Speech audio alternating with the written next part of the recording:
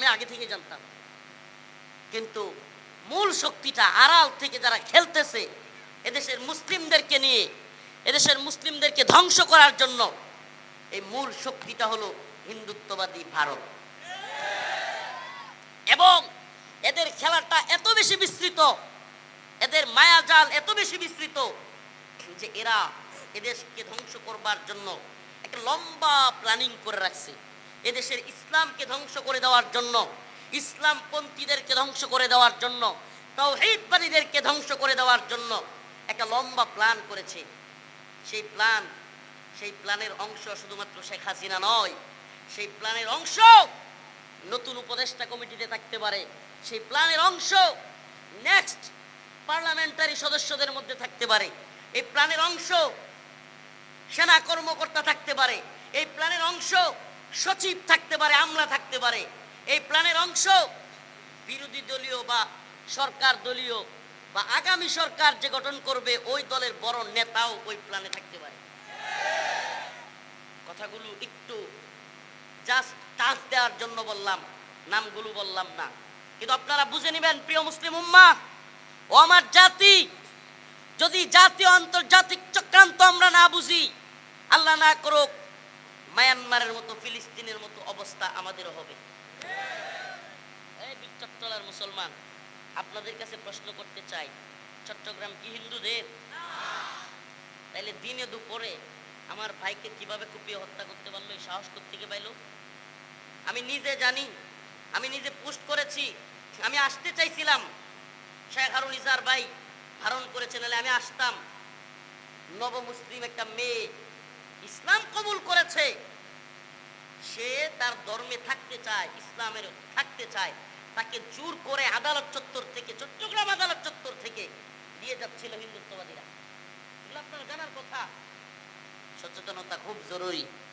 আপনারা সবচাইতে রেড জোনে আছেন, বন্দুকের নলার মধ্যে আছেন। আপনারাও যদি সচেতন না হন তাইলে আর সচেতন হবে কি? আপনারা যদি সচেতন না হন সচেতনতা থাকবে কি? প্রিয় ভাইরা আমার, বন্ধুগণ আমার, এজন্য আয়াতে কারিমা যেটা তিলাওয়াত করলাম, এই দুনিয়া কিছু না, শাহাদাতের তামান্না নিয়ে তৈরি থাকতে হবে। পৃথিবীর ইতিহাস পাল্টে দেওয়ার জন্য লক্ষ লক্ষ মর্দে মুজাহিদ দরকার নাই। আল্লাহ রাসূল সাল্লাল্লাহু আলাইহি ওয়াসাল্লাম বলেছেন, আমার উম্মত যদি 12,000 হয়, কয় হাজার? 12,000-এর বাহিনী যদি আমার উম্মতের মর্দে মুজাহিদ হয়, পৃথিবীর কোনো সুপার পাওয়ার নাই আমার উম্মতের 12,000 মুজাহিদকে হারায় দেয়। বদরের যুদ্ধে ইতিহাস পড়লে দেখবেন মাত্র 312-13 জন। আফগানের ইতিহাস পড়লে সুবহানাল্লাহ, বদর তো অনেক আগে, এই কাছাকাছি সময়ের আফগানের ইতিহাস পড়লে কি দেখবেন? সুবহানাল্লাহ, আফগান জিহাদের ঘটনা পড়লে সুবহানাল্লাহ, শেষমেশ যুদ্ধটা গিয়া মানে আক্রমণ এত বেশি হয়েছে, শেষমেশ মুজাহিদরা একটা পাহাড়ের ভিতরে শুধু ছিল, আর কোনো জায়গায় নেই। একটা পাহাড়, পাহাড়টার নাম তুরাবুরা। পাহাড়টার নাম কি? এই তুরাবুরা পাহাড়ের ভিতরে শুধু মুজাহিদরা ছিল। সেখানে থাইকা মুজাহিদদের কিতাব পড়ে যা দেখলাম, কিংবা আফগানে জিহাদ করা মুজাহিদদের সাথে কথা বলে যা বুঝলাম, 2-3 দিনের রুটি আছে না, বন রুটি, 2-3 দিন বন রুটি বেশি সময় থাকলে কি উঠে উপর দিয়া ফুসলা কিরকম জানি হয়ে যায়। ওই রুটি খায়া খায়া 2-3 দিন পর পর একটা রুটি, এই একটু ঝর্ণার এই বা পাহাড়ের পানি খায়া খায়া তারা জিহাদ করলেন। আর আজকে আমরা কি দেখি? আফগানদের হাতে, আফগানদের কাছে America, Britain, France, Germany, Italy, সমস্ত রাষ্ট্র, রাশিয়া সহ সবগুলো মাথা নত করতে বাধ্য হলো। এত সহজে না। আজকে যাদেরকে আমরা দেখি বড় বড় ট্যাঙ্ক নিয়ে, বড় বড় অস্ত্র নিয়ে আফগানে ঘুরে, আজকে আমরা তাদেরকে বিজয় মিছিল করতে দেখি, এটা এভাবেই হয় নাই। একটা দল, এদের আগে একটা দল নিজেদের জীবনকে মাটির সাথে মিশিয়ে দিচ্ছে।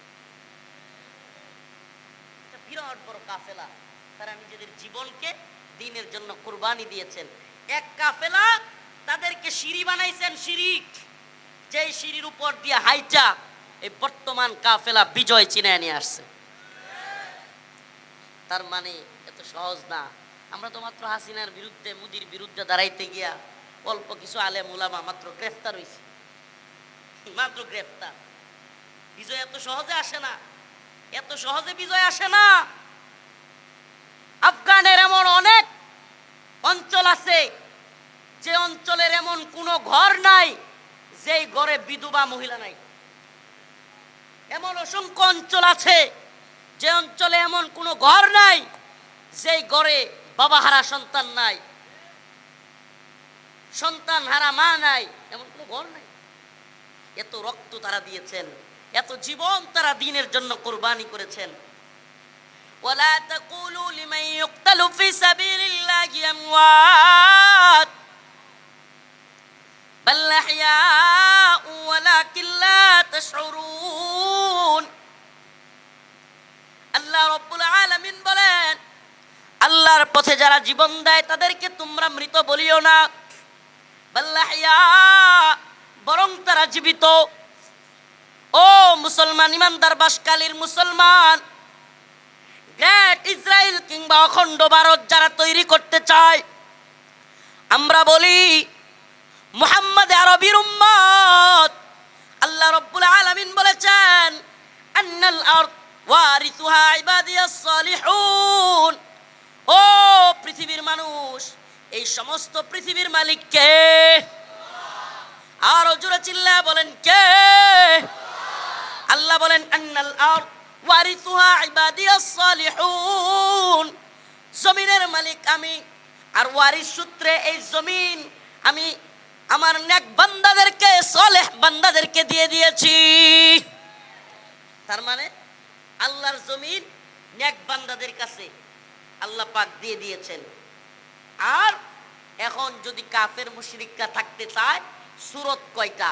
সূরত হলো আইয়াদি ওয়াহুম সাগিরুন, জিজিয়া দিবে, নতজানু হয়ে থাকবে, শান্তি চুক্তির মাধ্যমে জিজিয়া দিবে, নতজানু হয়ে থাকবে। ওয়াইদ বিতালা ইব্রাহিম রাব্বুহু বিকালিমাতিন ফাতাম্মাহুন ক্বালা ইন্নী জাইলুকা লিন-নাসি ইমামা ক্বালা মিন যুররিয়াতি ক্বালা লা ইয়ানালু আহদুজ জালিমিন। আল্লাহ পাক হযরত ইব্রাহিম আলাইহিস সালামকে বললেন, ইব্রাহিম আমি তোমাকে নেতা বানাবো, তুমি যেহেতু পরীক্ষায় পাশ করেছো, তোমাকে নেতা বানাবো। ইব্রাহিম আলাইহিস সালাম বললেন, ক্বালা মিন যুররিয়াতি, হে আল্লাহ আপনি কি আমার কওম থেকে, আমার জাতি থেকেও বানাবেন? আল্লাহ বললেন, ক্বালা লা ইয়ানালু আহদুজ জালিমিন, আমি জালেম সম্প্রদায় থেকে নেতা বানাই না। সুবহানাল্লাহ।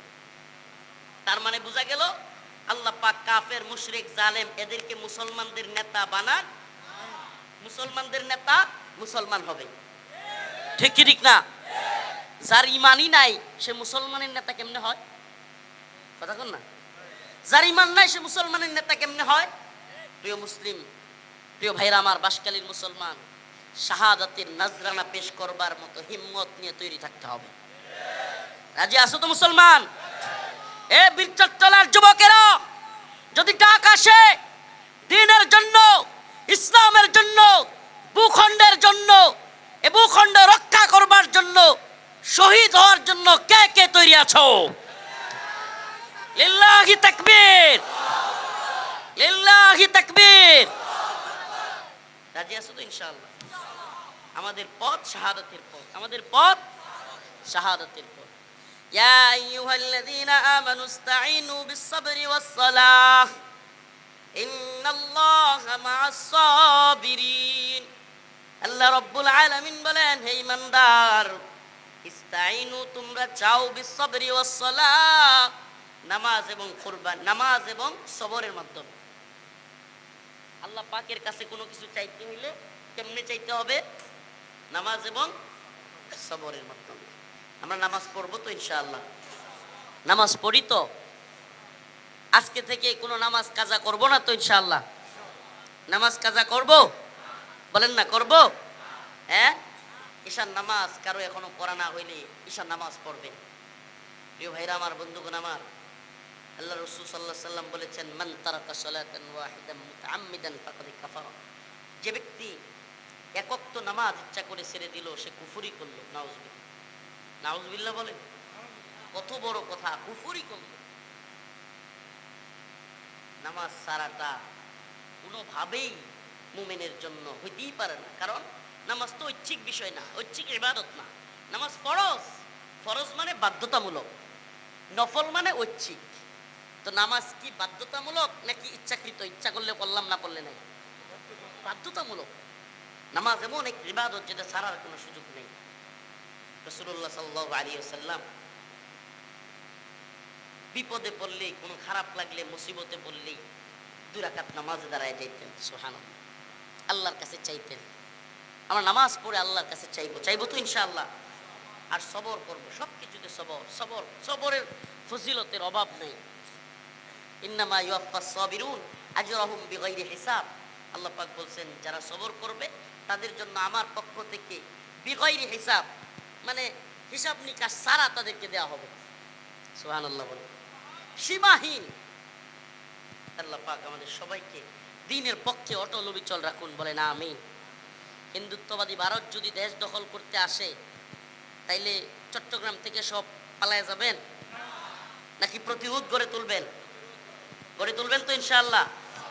নাসরুম মিনাল্লাহ ওয়া ফাতহুন করিব।